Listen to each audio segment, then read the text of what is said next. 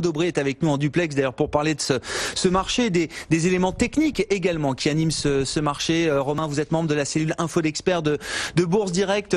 Tiens, je commence avec le secteur bancaire, Romain. Les banques qui montent là depuis quelques jours et qui surperforment le marché alors qu'elles avaient finalement assez peu participé au rallye depuis 2 mois. Là, ça devient un secteur beaucoup plus entreprenant d'une certaine manière. Est-ce que c'est un secteur qui devient fort? Qu'est-ce que ça nous dit aussi du moment où on est dans ce rebond de marché qui dure depuis 2 mois quasiment jour pour jour pour le CAC 40, Romain?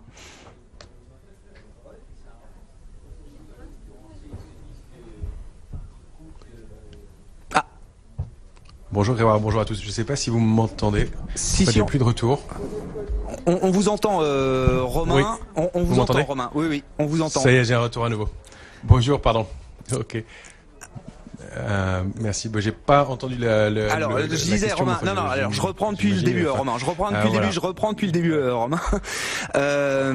Les banques qui montent depuis quelques jours, là, alors que c'était un secteur qui avait très peu participé au rebond, qui était positif depuis le début de l'année, mais plus de quelques jours, on voit le secteur bancaire qui surperforme. C'est le cas encore aujourd'hui. Qu'est-ce que ça nous dit, peut-être, de l'état d'esprit des investisseurs au moment où on arrive à 2 mois de rallye entier sur le marché parisien, quasiment jour pour jour? Je crois que le point bas pour le CAC 40, c'était le 27 décembre.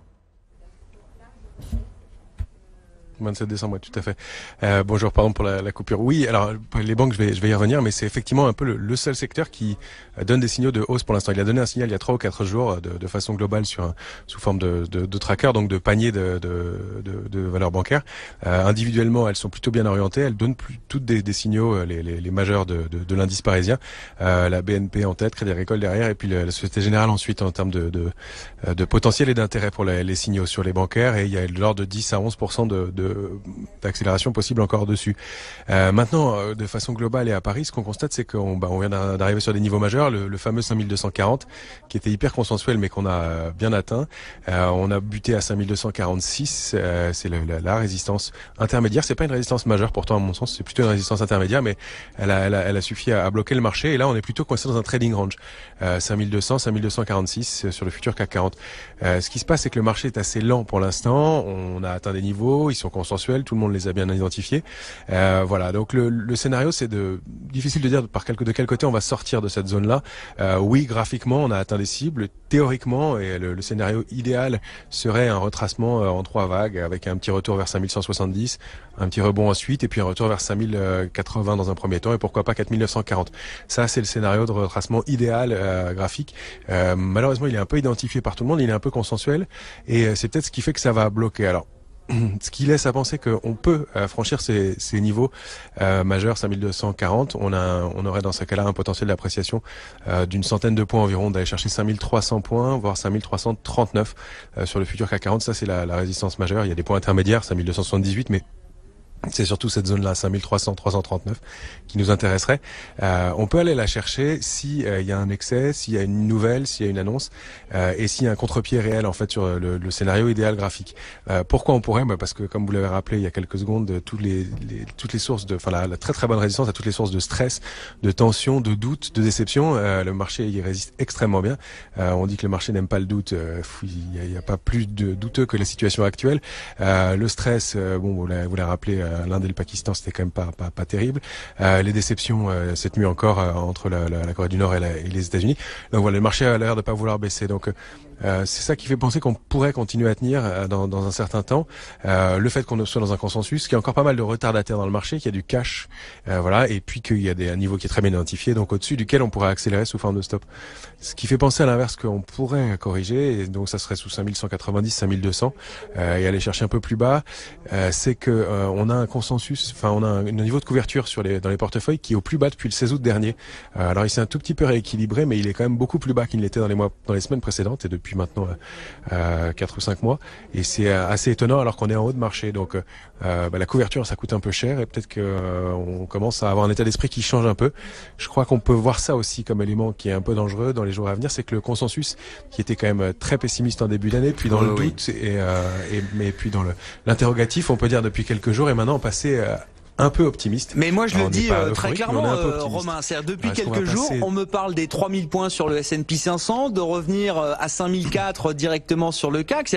Les mêmes, j'ai pas de nom en tête, hein, mais les mêmes avec qui je partageais la prudence, hein, comme beaucoup de gens il y a encore quelques semaines, sont en train de dire, ben non, maintenant on peut aller jusqu'à 3000 sur le S&P. Je rappelle qu'on n'a jamais touché 3000 points sur le S&P 500 de l'histoire. Hein. Ouais, ça me paraît compliqué, franchement, aujourd'hui, mais on est obligé de l'envisager compte tenu des excès qu'on connaît en ce moment. Alors, est-ce que c'est un phénomène qui est lié à, je pense que c'est ça globalement, un marché qui est de plus en plus technique, de plus en plus nerveux et qui donne des signes d'excès de plus en plus importants. Je crois que c'est un peu ça. Et donc le rebond, il est un peu à la mesure du mouvement de baisse qu'on a connu récemment.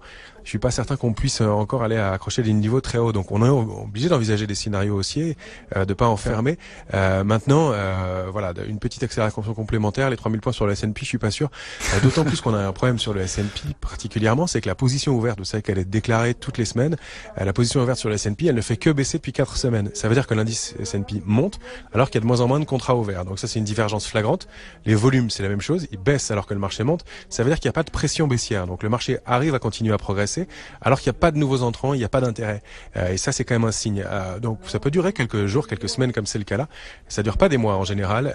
Et les niveaux à partir desquels on a continué à monter alors qu'il n'y a pas eu de nouveaux contrats ouverts, on les revoit quasiment systématiquement. Donc qu'on revienne à Paris en tout cas aux alentours de 5080 voire 5000 points, 5000, 5015 dans les prochains jours, prochaines semaines, c'est assez probable. Qu'on passe avant par des points hauts et qu'il y ait une dernière phase de hausse sur une annonce ou quelque chose comme ça, c'est envisageable. Mais oui, il y a 2% de hausse potentielle pour peut-être 4% de repli. Déjà dans ce scénario-là, on le travaille difficilement. Si en revanche on veut le travailler, oui, je reviens sur le secteur bancaire. C'est un peu le seul secteur qu'on est intérêt à payer aujourd'hui. Il y a la notion de rendement évidemment sur ces valeurs-là. Il y a le fait qu'elles soient très en retard. Voilà. Mais globalement, si on regarde les moteurs de la hausse précédente, si vous regardez les valeurs du luxe, les volumes divergent, c'est-à-dire qu'elles ont continué à progresser ou elles sont remontées sur leur plus haut, voire elles les ont dépassées, mais les volumes sont en diminution chaque semaine depuis 3 semaines maintenant. Donc voilà, on arrive à former des plus hauts, mais on n'arrive pas à étayer tous ces mouvements-là. Donc je pense que c'est plutôt de l'excès. Il faut continuer à l'observer. Et justement, je me méfie de cette bascule vers l'optimisme. Et vous le confirmez régulièrement. Voilà, c'est un peu le danger. Alors, est-ce qu'on peut toujours passer de l'optimisme à l'euphorie? Ça, c'est le risque pour la suite. C'est qu'on continue à monter et continue à créer de l'excès. Donc, il faut pas être trop ferme non plus. Mais c'est pour ça que se fixer des barrières, 5190, 200 en bas pour avoir un mouvement de correction plus marqué. 5080 pour moi, c'est une alerte un peu plus importante. Sous 5015, on a 4940 et puis ensuite pas mal de niveaux. Mais en tout cas, la correction propre, ça renverrait aux alentours de ces points-là. C'est un peu le scénario qu'on privilégie. Mais tant qu'on n'est pas sorti de la zone 5002, 5245, il n'y a pas de raison de privilégier plutôt un scénario qu'un autre. Pour l'instant, le marché aussi, il n'y a pas de signaux de retournement dans l'immédiat. Il y a des signes qui nous laissent à penser qu'il y a un petit risque à court terme, mais il existait déjà il y a 200 points. Donc pas de retournement majeur. On continue à regarder d'autres actifs en tout cas pendant ce temps-là, comme le pétrole ou l'or, qui continuent à donner des signaux intéressants et qui permettent de faire des arbitrages aussi intéressants. Ouais, l'or, actif refuge effectivement, et puis signe de prudence quand même. Hein, grande enquête mensuelle de Reuters auprès des gérants et des grands gestionnaires d'actifs du monde entier. Ces gérants-là, ils ont augmenté encore leur part de cash au cours du mois de février. Hein, c'est-à-dire pendant les dernières semaines de hausse, juste les plus récentes, le niveau de cash a encore été élevé dans les fonds. On a fait de la liquidité dans les grandes gestions mondiales pour voir le cash au plus haut désormais depuis près de 3 ans. Hein. Depuis 3 ans maintenant, le cash n'a jamais été aussi élevé dans les portefeuilles. L'once d'or, oui, toujours à l'achat, j'imagine. Hein, c'est ce que vous vouliez dire, notamment Romain. Bon, il y a peut-être mieux à faire que les indices aujourd'hui. L'once d'or, par exemple, ça reste un call positif pour vous là. Ouais, tout à fait. On est toujours acheteur au-dessus de 1300 $ l'once. On a bloqué un peu en amont de la première grosse résistance. Il y a une résistance importante à 1359 $ l'once. La cible, ça reste 1477 si on passe 1359. Donc il y a quand même un potentiel intéressant. Pourquoi pas 1537? Bon, ça c'est plutôt un scénario à plusieurs semaines, plusieurs mois. Mais globalement, oui, c'est un actif qui est intéressant qu'on suit et qu'on a surpondéré aujourd'hui, qu'on a proposé de surpondérer à nos clients aussi dans l'immédiat. Sur le pétrole, il y a eu vraiment un déclenchement d'un signal d'achat aussi intéressant, contrairement à la demande de Donald Trump. Donc le petit repli a plutôt formé un pullback sur une figure de retournement. Il a permis une opportunité pour rentrer sur cet actif, sur lequel il y a un petit peu d'intérêt. Pareil, sur les positions ouvertes, on constate que pour la première fois depuis 2 semaines, pour la première fois depuis octobre dernier, la position ouverte monte alors qu'elle ne faisait que de baisser depuis octobre dernier. Donc ça aussi c'est un petit signal. Donc des actifs qui ont l'air de là être étayés en tout cas, ce qui est plus l'intérêt. On essaye de repérer plus ce genre de choses que de continuer à payer un des indices qui donnent quand même des signes techniques, graphiques de divergence majeurs et qui donnent des signes de faiblesse et qui sont pas très construits. Donc voilà, ils tiennent tout à fait, mais on va essayer de pondérer et d'arbitrer vers des actifs plus solides pour l'instant. Très clair. Attention aux indices actions avec les signaux de divergence que vous avez signalés sur les grands marchés. En revanche, intérêt pour l'once d'or confirmé et pour le pétrole, le baril de Brent autour de $66, le brut léger américain WTI $57 cet après-midi et l'once d'or relativement stable, léger repli actuellement autour de $1317. Merci Romain. Romain Daubry qui est avec nous en duplex, membre de la cellule Info d'Experts de Bourse Direct.